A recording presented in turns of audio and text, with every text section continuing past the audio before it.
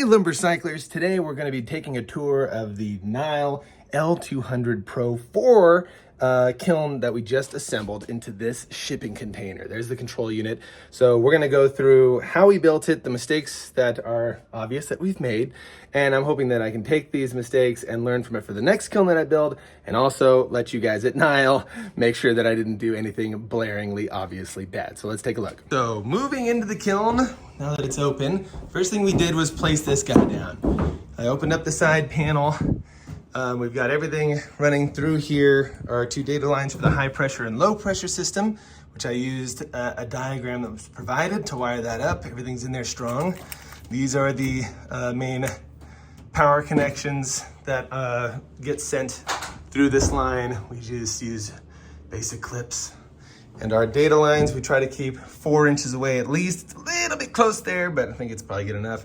We've got our wet bulb, and then we've got our high pressure, low pressure. They come along the wall and up through here. And then we have our power line comes over the top and comes through here. And then we have a lower level and an upper level here to keep those separate. This thing was pretty straightforward, okay? I wired that up, didn't have too many issues. On this side, we had the drain. We did have to widen the hole to put the fitting that came with it. We made sure that we had a 2-inch drop. We checked to make sure that there was an air trap there, and there is. So that should be good. I feel pretty confident about this. I aim to have this, you know, a couple feet basically in between the door and there.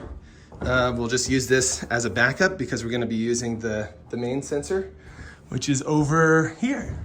So we went on the positive side of the airflow, set this guy up pretty much in line with this fan. And then we have our dry bulb mounted right next to it. These data cables, we weren't sure exactly where we're gonna end up, so we left our excess out here, but otherwise it goes straight back into the control panel in the back as well. So we can tidy these up, run them through once we know that this is the perfect spot to put it. The baffle wall went together fairly easily. We will still include a side baffle here. We're still going to include a plywood flap or a particle board flap. Everything's coated in the aluminum paint as recommended. The baffle wall has got pretty straightforward construction. We just used 2x4s, paneled it up, and then mounted. Now these were an absolute horrific pain to mount, but we got it figured out. You know, just use some screws and washers. I still need to set the depth of this because, yeah, somebody just did it, so it's not perfect, but I'll set those back. We got all these wired up. For some reason, one of the guys put the holes in the front plate instead of using this, which I know now I can flip to have this facing up, which would have been really nice if that came like that, so the less handy people would know. But yeah, we got all the wiring in to each of these.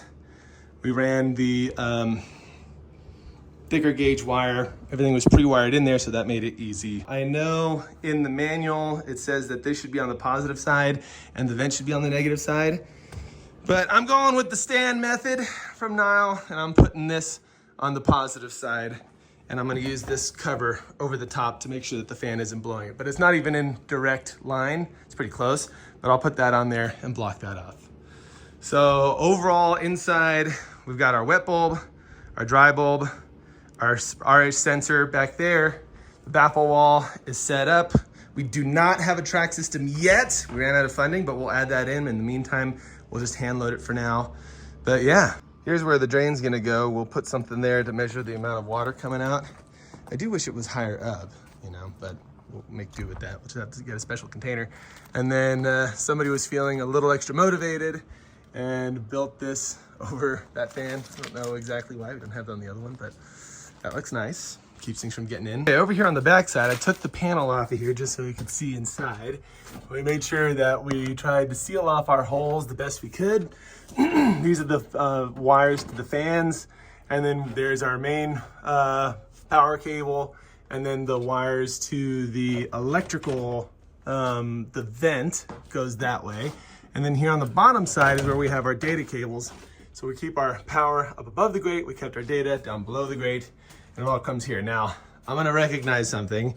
A lot of this was done when I wasn't here. I do know that you want to have your primary power coming in from the top, and you want to have all of your outs coming out from the bottom, and that it's kind of, you know, installed in a way where you can just come right out of here and into these connections right here. But unfortunately, we made the holes up there and they installed the, well, we pulled the wires through. It's all there. So it is not up to code to have it like this, but we are thankfully on a Native American Indian reservation. So we're not really concerned about the regulations. We're just concerned about the safety.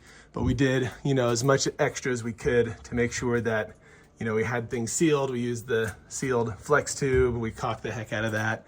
But yeah, we have the data cables coming out on this side, which I have connected into there. Try to keep a safe distance from everything. All the power cables. Here's the main that we had come in. Our grounds. These are the grounds from the fans and the mains from the fans. I had everything labeled, so it's all in there. You know, if it is a glaringly obvious issue or moisture is getting in, we'll definitely pull those and rerun them this way. But for now, we're just gonna keep it like this so we can at least do some tests. So we don't have our main power in yet. So the electrician is still gonna come and get that installed for us. But yeah, I think at least on the connection side, everything seems to be good and labeled and is running through and kept relatively separate. Some people will take out this whole wall and rebuild it to get a little bit of extra space. We're not doing that. We're gonna use this as a shelf. And then once we got everything confirmed is good, we'll add a bunch of spray foam insulation in here just to make sure that this wall is extra insulated. Final recap, we'll put our stacks here. We'll use 4x4s. The stickering will be even. We'll make sure that we put, you know, a baffle on the 4x4s to reduce the amount of airflow that's going underneath the wood stack and keep everything forced through the wood stack. We're hoping that the insulation will be pretty good on here. We'll run temperature tests, but we're also thinking, like, since there's kind of some voids in here, that we might drill some holes and try and do some spray foam insulation in those walls, you know, if that's a good idea. We will finish closing that up. But yeah, overall, that's where we're at. And once we get our main power in, we'll run our final tests. And hopefully, we'll be drying wood here in no time.